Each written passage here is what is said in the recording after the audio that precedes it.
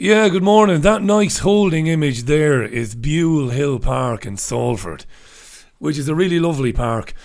And I took that this morning around about 7 o'clock as I was walking, not running, walking, with the jazz woman.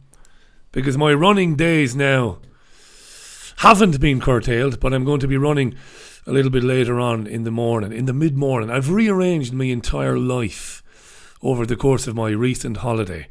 And even though I don't sleep, I tend to try and lie in bed that little bit later on. Get up then around about 6:30, shake myself up. About 7 o'clock then take the jazz to the park. Come back here, prepare this, which takes about 90 minutes. Do it, and then go for a run. There you are. Are you well? Did you have a good weekend? It's the 2nd of September, by the way, 2019. It's Monday morning. And it's only a couple of days till the little blighters go back to school. God love them. The old kiddies go back to school on Wednesday. Yeah, back to, because I know some teachers and I know they're nice people. I'm not going to say prison, but it's a dreadful thing, isn't it, school? If you're a parent, what do you think?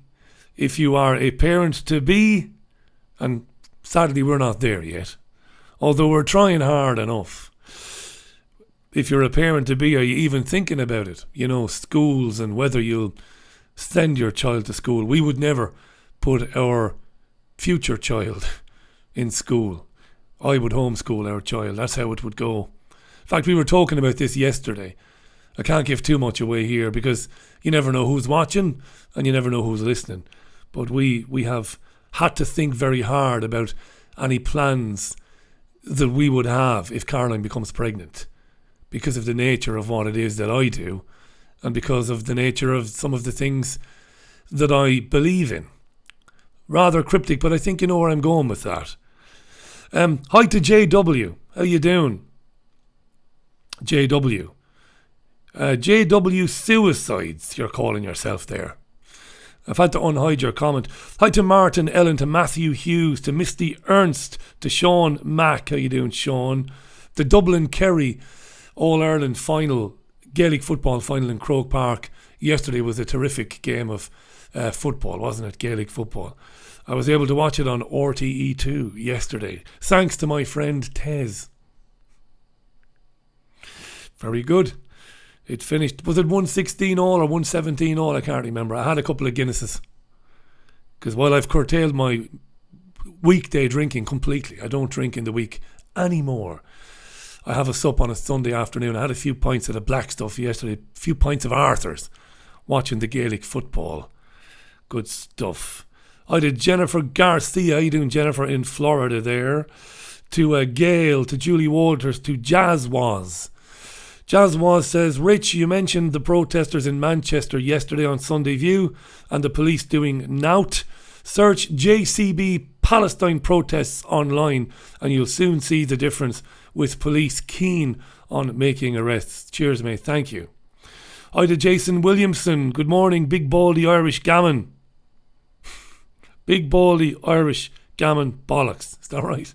Hope you had a great weekend, says Jason. I had a good weekend, mate. Hi to Jack Woolley in Oz, Threta Glumberg, Michael Billington, Why Wish, Mark Perry, 2-6, Mr. Roper, Philip Blair, 4 Jam Lions, Desmond Knox, Michael Billington, Moinga. It's been mad in Florida, says Jennifer, with Hurricane Dorian at her doorstep. Yeah, I was reading about that only 5 minutes ago, Jennifer, so I should have mentioned it, shouldn't I?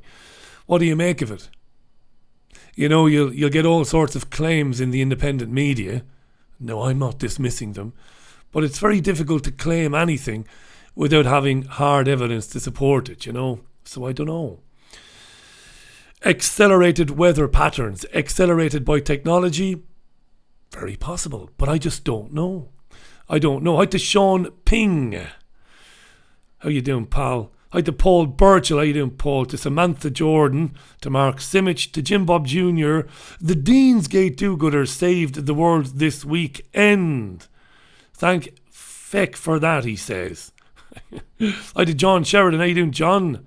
You alright, John? Mr. Dry Reach. Hey, old bald fella. Richie, good to see you. Less of the old. 44, man. That's young these days. Hi to Martin Coombs, to Daz090979, who says, mine are back tomorrow, Richie. Children back to school tomorrow, but the schools do worry me. They would worry me. Hi to Cookie Dude 1. Cookie Dude. To Pro Rebel even Separatist. How you doing, pal? KT Daylin from Sunny Gozo. How you doing, Daylin? Cromwell Bear.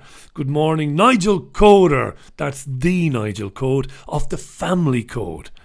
It's a legendary Waterfordian. Legendary deceased tribesman. Nigel Code. How you doing, pal? Thanks for your hilarious WhatsApp messages, by the way. You mad bastard. Love Nigel. Hi to Una Monroe. Nigel is having a blah in the van in Quinsworth car park. Now a blah is a culinary delight. It's a bread roll native to Port Lorga. It's our own creation. It's a blah. It's like a bread roll. It's very crusty with loads of flour and about 2 tons of dough in the middle. Usually goes well with sausages, luncheon, which is like bologna, I suppose, isn't it in America? Luncheon, or corned beef. Blah. How you, Lee Dignam? This is going on too fucking long. Hi, Bruce Blunt, Paul Batchelor, Richard Willett. How you doing, Richard Willett? Journalist there, Richard, and Wide Awake Radio even. Good stuff. Who's asking me, did I see Adam Green on Alex Jones' show? I didn't, mate. I don't really bother with InfoWars anymore, you know. He doesn't bother with me either.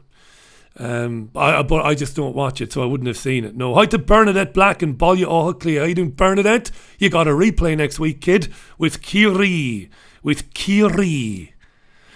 Right, yeah. Blaz. Nigel and the Blaz there. Nigel Code. Newcastle fan. Excellent guitarist, singer, brilliant football player, good looking. The fucker's got it all. Got everything. Right, hi to Liz McFall. Let's just have a look at the front pages then of the newspapers. The Metro, it's very Brexit centric today. You'd understand that, of course, because this is going to be a fairly big week as far as Brexit goes, with the opposition parties aligning in Westminster. They're officially back tomorrow, MPs, from their recess, and they're going to try and use tomorrow and Wednesday to try and draft some legislation to get a vote on it, if they can, to try and prevent Johnson from taking the country out of the European Union without a deal, right? You kind of understand that. Ready, steady, chaos is the Metro there, right? It's going to be a chaotic and a frantic week, according to the press. Here's the Express. Boris vows to boot out Brexit rebels. This is in the Telegraph, it's in the Times, it's everywhere today. This is all speculation. Allegedly, the Prime Minister and his allies have been warning Conservative MPs that they better stick with the party and the party line and back the Prime Minister in whatever he has to do. Failing that, they might very well face deselection at the next general election. What does deselection mean? Well, it basically means they won't be allowed to stand. You know, they might be the incumbent. They might be the incumbent, meaning they are the current Tory MP for Ealing or wherever the hell. But if they don't back the Prime Minister, if they rebel and join Corbyn and his band of merry rebels, they may face being kicked out of the party. That's all over the shop in the press today, that story, right? Here's the Telegraph. Holy Jesus, hang on. Here you are. Yeah, there you are. Telegraph. PM warns even rebel MPs, back me or be sacked. Okay, so we can just move along. Anybody have any sex over the weekend? No? I ask because this particular programme has kind of been descending into the realms of pure smut in recent weeks. I just thought I'd throw that in there. Any sex, anyone? No sex, please, we're British. Back me or I'll sack you is the front page of the Daily Mail. PM's warning to rebels as they threaten to block no deal.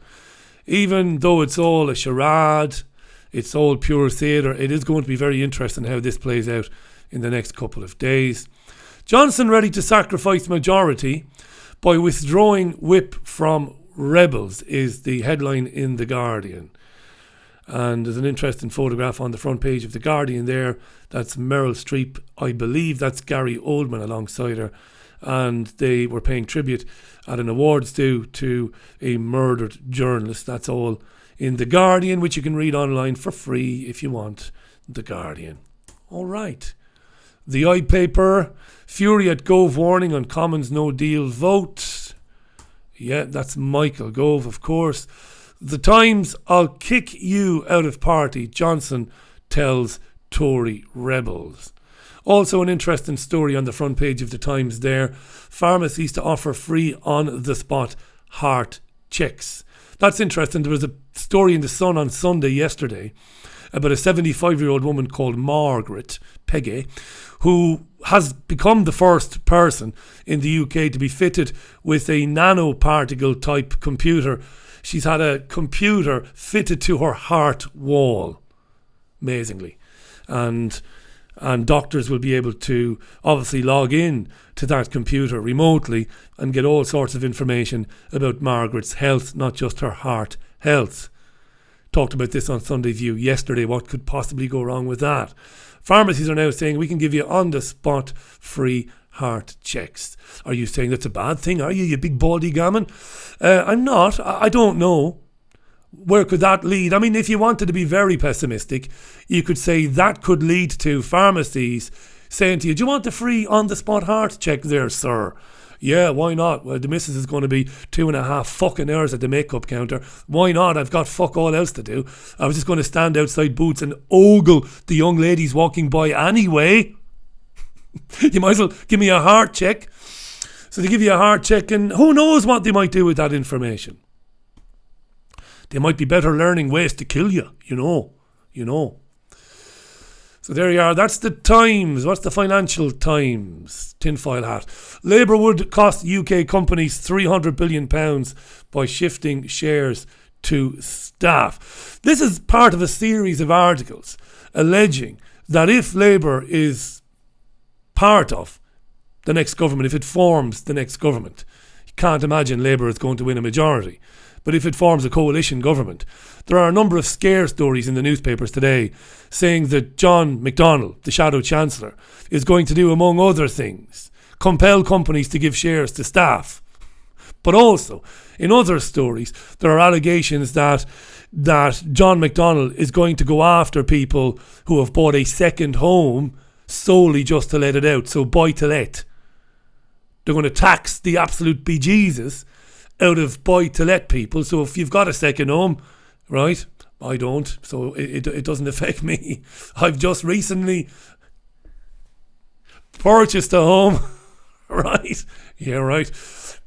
But those who have a home and have a second home which they let out as a pension measure, you know, to earn money, to see them right in their retirement years. There are stories in the press today saying that John McDonnell is going to take those buy-to-let houses off people. Yes. That McDonnell is going to say to people, you can't have a home, you can't be tying up homes that you have mortgaged, your second home, that you are using to bring in rental income. You can't do that because you're preventing young people from owning a home. This is in the press as well today. And you know what drives me fucking mad? They claim, do the journalists, that these are socialist policies. No, they are fucking not socialist policies. No socialist in the world. I'm sick of saying it. This is pure progressive politics, social democracy, Frankfurt School madness. No socialist would start going after people, middle income people, and saying, oh, we're going to take all this off you that you've worked for and we're going to give it to other people. That's not a socialist policy at all. That's social democracy. Please educate yourselves as to the difference between the two. And maybe if you do, maybe I'll stop fucking ranting about it. Okay, but until you do, I'm going to keep ranting. Lovely. Neuralink, says Jennifer in Florida. Yes, that's the next thing. And they're queuing up for that. Queuing up for it. What's his face? The man with the car. And the guy with the electric stuff. What's his name? Elon Musk. That's his name. Elon Musk. That's the guy. Hi to Mercy in Golden Age. To Good News Bear. Good News Bear, you should have a show with a name like that. Good News Bear. Hi to Mr. Roper. S. Buxta. How you doing? To Horace 44102. Who says we need hurricanes in the Caribbean area to keep the water level up during the summer. It's just that silly houses in silly areas. People build stupid, silly houses in silly areas where they might be vulnerable to high tides and floods. Yes, I hear you. Daylin had plenty of sex over the weekend. Good for you, Daylin. Was it with another person or was it with Pam and her 5 sisters, Daylin? Tell the truth. Tell Uncle Richie. No harm in being honest about it. Pam and her 5 sisters. Graham Booth. Triggerwarning.tv. Check him out. Love the man. Making excellent programmes and little tidbits, little 3 and 4 minute sound bites and reports. Check him out, triggerwarning.tv. How do I know that Graham stands outside Boots watching the ladies? Because I'm watching you, Graham. There's only one Boots in Market Street. Lovely stuff. I should be doing the papers now. Hi to, yeah. Right, okay. Graham's got a young daughter.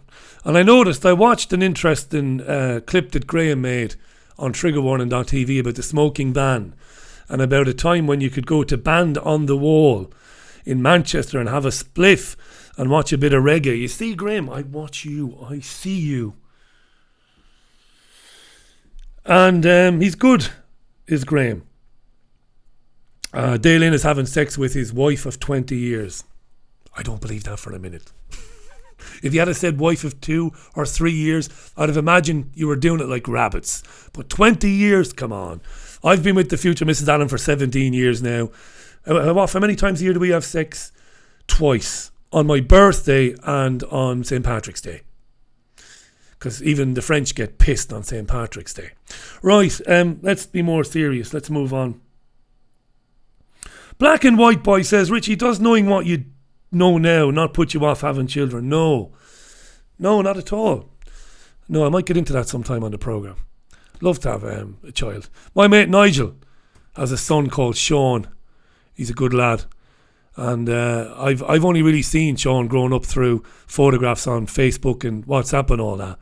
But looks like Nigel's done a good job with Elaine on Sean there. So yeah, I'd like to have a go. I'd like to have a chance to fuck up the mind of a child. Why not? Why not? See how I could get on with it. Daily Mirror, Brits kill monkeys for fun. Look, this isn't virtue signalling. If you shoot an animal for the fun of it, you are absolutely doolally. You are out of your fucking mind. You are sick. Oh, look, come on. There's no hypocrisy inherent here. Regardless of whether you are a vegan, a fucking freegan, a non-egan, whatever they call them, a max-egan even, whatever you might be, if you eat meat, it doesn't preclude you from believing that it is sick to shoot an animal for the fun of it. That's why I could never stand Alistair Cook when he was England cricket captain. I couldn't fucking stand him. And I love cricket, I love England cricket, because Cook gets his rocks off, he gets his jollies shooting things. There's no sport in that. Alright? There's no sport in it. It's sick. I couldn't do it. I can't kill spiders. And I'm scared of them. Honestly, those giant house spiders are all over the fucking place now because it's September. Have you seen them in your houses? The spiders that are like that. The fucking things are like that. And the easy thing to do is to kill them because I'm scared of them. Caroline screams at me the other morning, there's one in the bath. You should have seen the size of the fucker. I was going to put a collar and a lead on it and take it for a walk. Massive. And I won't kill it. I can't kill it. It's a living, breathing creature. I know, you hypocrite, Richie. You eat meat. I know, I can hear you. But I don't eat spiders. Look at that fucking Egypt after killing that beautiful thing for nothing. I don't know. Maybe in the afterlife there's some punishment for these people. I don't know. The Sun. Kelly, I overdosed because I missed being Frank. I interviewed Frank Maloney when he was Frank Maloney. I'm not dropping names here. A guy called Dominic Oldworth, lovely guy, sports journalist with a lot of contacts. Dominic got Frank Maloney on the programme for me in Spain because, I don't know, there was a big boxing story. There was a scandal or something going on. And I found him a nice fella. He used to manage Lennox Lewis, didn't he? And then he transitioned, or I don't think he's transitioned. I don't think he's had the operation. But Kelly, I have respect when people want to be called Kelly, so we say Kelly. So Kelly Maloney now is talking to the Sun, is saying that she is going through very difficult times. Misses the career of promoting boxing fights. That's on the front page of the Sun. We don't buy the Sun, but you can read it online for free if you want. And I'm not going to get, and this is an interesting one. On the front page is the Star. The pun is, I'm a little fed up. And it's about a dwarf who's being bullied by other dwarfs because she's even smaller than the average sized dwarf, I believe. I'm amazed that there hasn't been a kick-off over the years about the term dwarf. I know there's a medical term for people who are born with stunted growth and who don't grow beyond 4 feet. I know there's a medical term for it. But we say dwarfs anyway. I'm amazed that the virtue signaling progressive momentum types haven't gone bananas to try and protect the vertically challenged. So I don't know, but that's... And you got a bit of Stacey Dooley. Got a bit of Stacey Dooley. Stacey, the hard-hitting docu-journalist there. Right, few more comments then, and we'll just look at one or two stories in the papers there. And then I'm going off for a run. Lovely. Yeah. Sean says I'm a wuss over the spiders. I'll always be honest about it. I've got two serious phobias. One, which always gets belly laughs, because it's ironic. One is heights. I'll pause while you roll around the floor laughing. At a 6'5.5" tall, big baldy bollocks gammon is scared of heights. Really get queasy with heights. Really queasy. I'm not too fond of going to big buildings, and I was in Munich a few years ago. Nigel will know who I'm talking about when I say Emmett McCarthy, lovely bloke and an old pal of mine from Waterford, great barman, who's living in Munich now. And I used to go and see Emmett in Munich, and there's a big television tower in Munich in the Olympic Village. It's massive. You know the one I'm talking about. And you can go up the top of it. Oh, holy shit. I remember going up there, actually getting sick. Couldn't go anywhere near the edge, even though there was a huge fence. Perspex. Huge. I couldn't go near it. I don't like heights. There you are. Lovely stuff. Pigeon shooting is fun, says Josh. Yeah. Well, if you eat the pigeons, Josh, if you kill what you eat, I don't know. Hi to Wendy Bell, who can't kill a spider either. They are massive. I catch them and I put them outside, but the big ones are bloody fast. They're not only fast, Wendy, but they are diarrhea inducing. They really are massive. Graham says, this is trigger warning, Graham. Richie, what about the paradox of hunting being a powerful force for conservation? People pay so much to kill these animals. It pays for the security and facilities to boost the population and to stop poachers. That's a point. And I did see Ricky Gervais, who's an animal rights campaigner, I suppose you could say. I did see him dealing with that particular point, which is a good point. I understand that. Yeah, Graham, you can't. You make that point, it's a valid one, but at the same time, you're still dealing with people who are paying you because they get their jollies from shooting stone dead a beautiful creature. that's in the prime of its life, presumably. So that's where I have a huge problem with it. So there you go. Daz is cabin crew. How you doing, Daz? But is also very, very scared of heights. That's ridiculous. Yeah, but it's not so bad when you're on a plane. I don't know why that is. Walking to the edge of a tall building. Horrifying for me. Getting on a plane and sitting there and strapping myself in, not so bad. Right. Excuse me. Let's move on then. We've got about 10 minutes left on this. I want to be quick. Interesting, this shooting in Texas, the most recent one, which has now left 7 people dead and about 20 people injured. It happened on Saturday. Got a brief mention on the Sunday View programme yesterday because I don't know very much about what's going on. What I am interested in is the police have adopted the, not unusual because I've seen this before, but the stance of not saying anything really about the perpetrator who was shot dead. Because the idea is that some of these people are doing it for some sort of notoriety or infamy. Infamy, they've all got it, infamy, apparently. So they're not naming them, trying to avoid giving them. This is a tactic that was tried years ago with football television, with television companies and football matches, when it was decided that streakers, that is men and women who would divest themselves of their clothes and rush across the pitch in the nude, that if you didn't show it on telly, if you diverted the cameras away from it, you would discourage them from doing it. And here they're thinking, if we don't mention this person, it might give a moment of pause to other wannabes. But you've got to imagine if this happened the way we are being told it happened, and I know there are those who doubt these things all the time, and that's okay. But if it happened the way we are being told it happened, you can't rule out mental illness. Fame might have nothing to do with it. Or infamy might have nothing to do with it.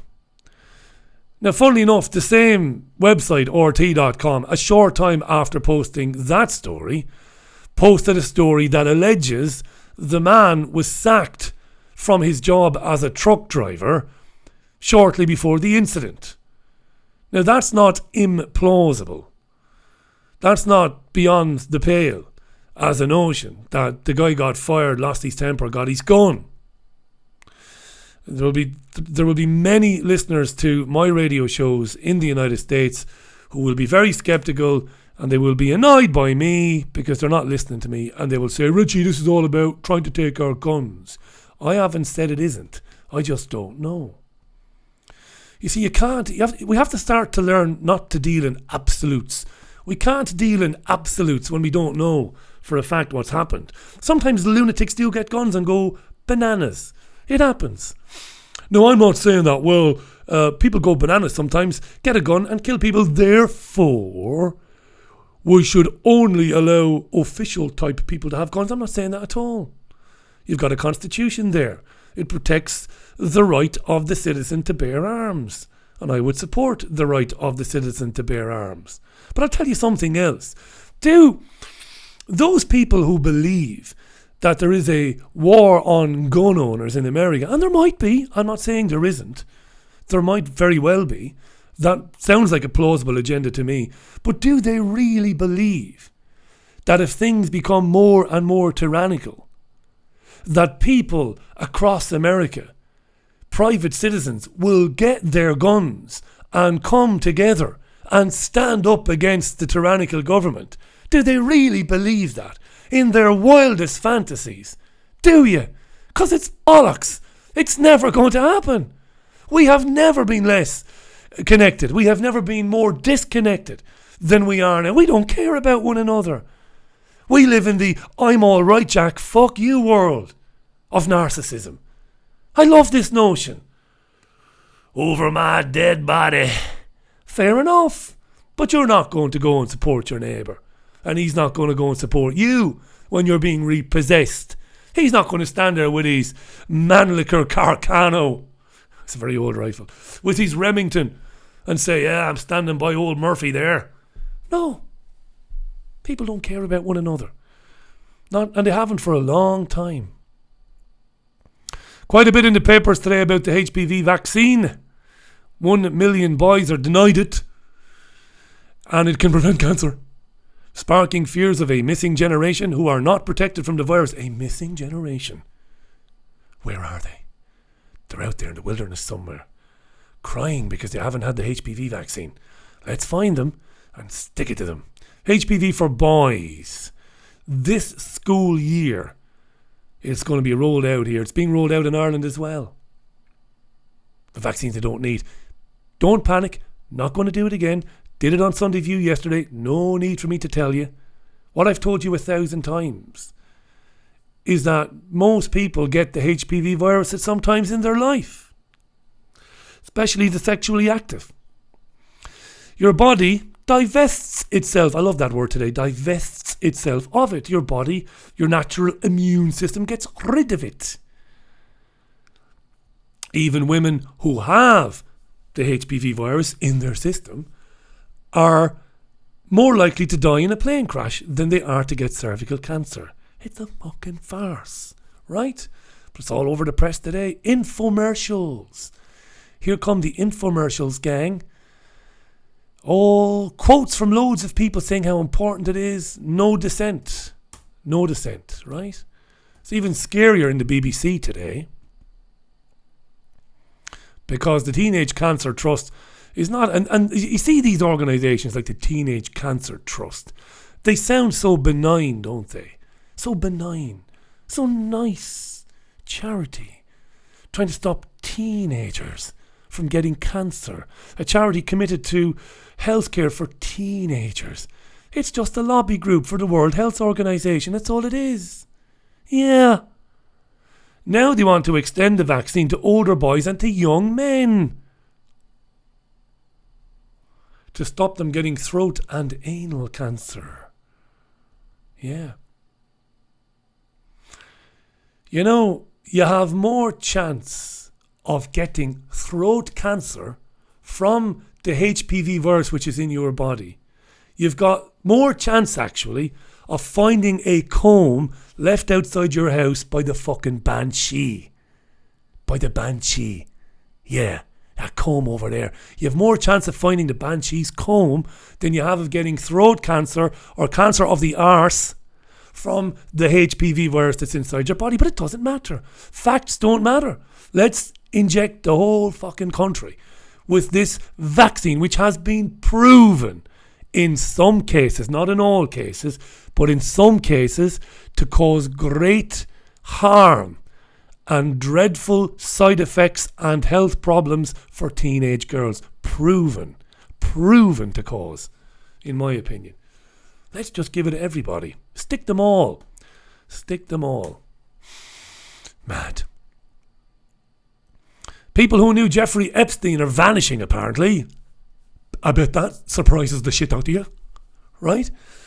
The owner of a millionaire model agency has disappeared like a ghost without a trace, because apparently he knew stuff about Jeffrey. This is Jean-Luc Brunel. French authorities want him, but he's disappeared. He might not be dead now. He might have just turned his phone off. He could be on holiday, but apparently nobody knows where he is. Here he is. I wonder how many other people are disappearing that you're not hearing about. He is a ghost who disappeared without a trace. And there's a model called Svetlana Pozhideva. How do you pronounce that? Pozhideva.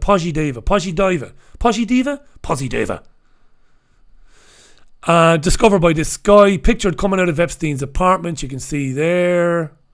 That's the one right there. People disappearing now, yeah. It will probably go alongside the hashtag Clinton body count thing, but that's a bit lazy, this whole Clinton body count thing. The Clintons are vile. They're about the worst human beings who've ever held any office anywhere, let's be honest about it. But it's a bit lazy to keep going on with this Clinton body count nonsense. Epstein trapped everybody. Party, he wasn't party politically specific.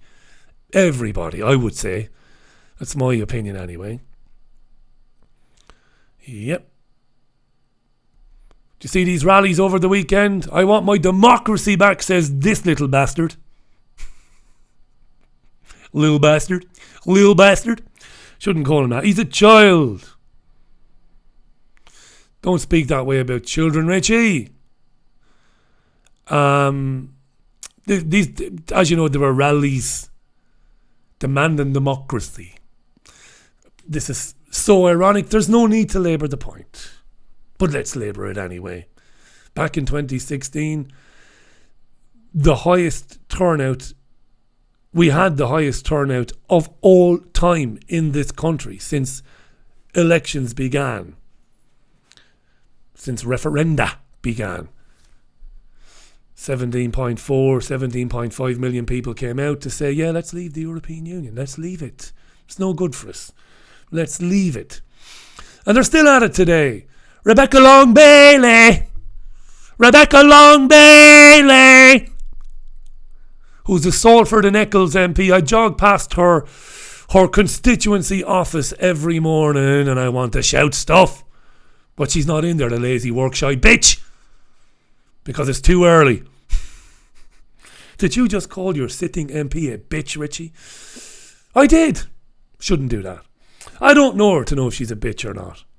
She's one of the most annoying people on planet Earth, and she's got a mouth that's bigger than the Panama Canal. Sideways. Rebecca Long Bailey! She was on with Nicky Campbell this morning. And they're still at this thing that people didn't vote to leave with no deal. This drives me mad, this. You know, a man who's not got... Oh, don't even go there, Richie.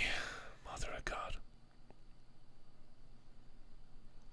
Shortly after the result in 2016, they began, the Remainers. We're talking about the autumn of 2016. Their first mode of attack, or their first method of attack, their strategy, the very first one to try and destroy the result was that people didn't vote to leave the single market and the customs union.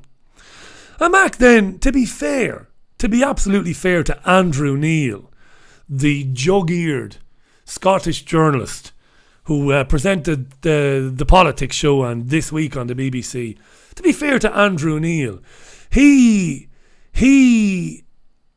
shanghaied he sprung a big sideways. Rebecca Long Bailey sideways. Yeah, you got that, did you? Good. Rebecca Long Bailey. Just watch her talking and you'll see what I mean. Where was I? Oh, Christ Almighty. So Andrew Neil anyway had Nick Clegg on, and he surprised Clegg because he knew that Clegg would come on. This is autumn of 2016. Nick Clegg is the former leader of the Liberal Democrats. He now works for Facebook. Revolving door, eh? Anyway, Clegg was coming on to say people didn't vote for leaving the customs union and the single market. And Andrew Neil, because we bitch about the BBC's Brexit coverage and how biased it is, but Andrew Neil at the time and his production team completely trapped Clegg. And they played a dozen clips taken during the spring of 2016 when the campaign was hotting up pre-referendum, and every man and woman who had a stake politically, Remain and Leave, made it very clear that leaving the European Union would mean leaving the customs union and the single market. People knew what they were voting for. There was no ambiguity. They knew. But they're still at this. People didn't vote to leave with no deal. Now that's almost Machiavellian. I mean, it is Orwellian, that. People voted to leave. What they didn't vote for was for any deal with the European Union. They voted to leave. Leave means leave, we were told by the Remainers. Because when the Remainers were campaigning pre-referendum, they were trying to scare the shit out of people by reminding them that leave did actually mean leave. That if you vote to leave, and we do, we leave the customs union and the single market, and we're going to be fecked. We're going to be shagged. Shagged will be. So we knew back then. And Rebecca Long Bailey is a Salford and Eccles MP. And guess what? 58% of people right here voted to leave. They don't give a shit. You don't live in a democracy. You never have, you never will. So those are the Remainers putting that young boy. I mean, his parents should be ashamed of their lives for putting that sign in his hands. You know? He's too young to understand any of that. So don't be putting signs in his hands unless you're going to tell him the fucking truth. And Donald Trump is getting fed up with Fox News. Who'd have believed it? Some Fox News anchors who'd previously been very loyal to Trump have begun to criticise him in the broadcasts, and he's not happy. Because he loves Fox News, apparently, because, well, until recently, Fox News loves him. It's just comical stuff, this, pure theatre, you know. So he's been tweeting Trump, talking about how Fox News is letting millions of great people down. We have to start looking for a new news outlet. Fox isn't working for us anymore. Oh, Christ. And people just lap it up, don't they? They lap it up. 12 minutes past 10, we're nearly out of here. Got work to do. What else have I got? I've got nothing else. That's it. Couple more comments and I'm out of here. And I'm going to go and do some wake. Hi to Lewis Stephen M. How you doing, Lewis? Marvellous. Yeah, look, I won't. Look, you can see the comments yourselves anyway. And going to be back at 5. I'm working on some stuff for 5. So I can't yet tell you exactly who's going to be on, but we'll, have guests. And I'll have an interesting show for you at 5 o'clock on the usual channels. That's richieallen.co.uk. The show broadcasts on Fab Radio 2 in Manchester, on triggerwarning.tv, on the TuneIn app. Millions of people have the TuneIn app, where you can listen to millions of radio stations. And I'm on there. And I've been on there for years. So there you go. Good stuff. Yeah, so it's going to be an interesting next couple of days. It's going to be a Brexit-centric Richie Allen radio show, but I promise you, I'll keep it interesting. It's going to be fascinating to watch what happens in the next couple of days. So there you are. Right, thanks for watching this. Love you and leave you. I'm going to do a few stretches now. Put on the old sweatshirt and the old shorts and go for my 5K. And I'm looking forward to it this morning. It's nice. It's brightened up out there. It's a nice morning for a jog. And we'll do it all at 5. So until 5 then, have a great Monday. Don't dare not come back at 5. Until then,